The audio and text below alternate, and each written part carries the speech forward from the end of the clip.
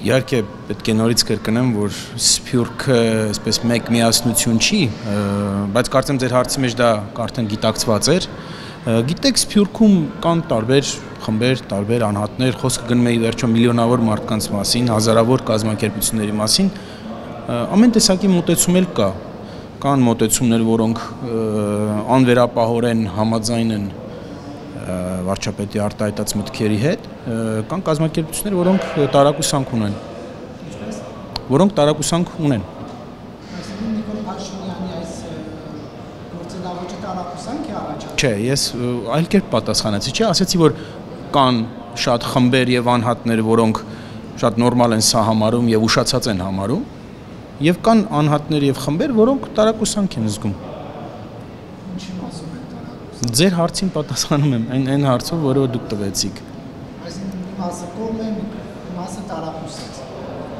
Այո, կան եւ կողմ եւ դեմ մարդիկ։ Այս դուք այնուհանդերձ չեք կարծում, որ այսպիսով եկեղեցուն հարված է հասցնում բանիսը։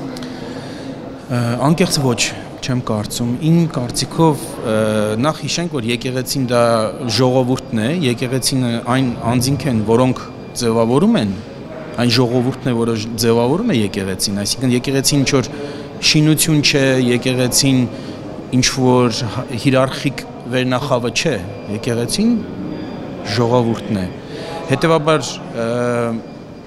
հարված նման քննարկումները չեն կարող հասցնել եկեղեցուն։ Եկեղեցուն հարված են հասցնում այն անձինք, որոնք գտնվելով այդ հիերարխիայում վարկաբեկում են եկեղեցուն եւ վարկաբեկում են եւ արհամարում են հենց եկեղեցու ներքին կանոնակարգերը։ Բայց հիմա խնդրահարույց չէ վարչապետի հարյուրախառ գրառումները, եթե խնդիրը արկա է, դրանց պետք է տան լուծում, ոչ հրապարակային հարյուրախառը, ոչ մեղադրանքների, օրինակ կենակցելու խնդիրը հետև է, օրինակ դուք երբ որ կարտացիք Նիկոլ Փաշինյանի գրառումը Սրբազանի,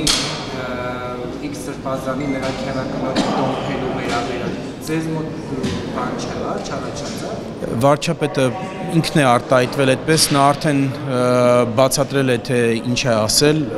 ես դրա կարիք չեմ զգում ինքս մեկնաբանելու, ես մի բան գիտեմ, որ կան բացահայտ խնդիրներ կապված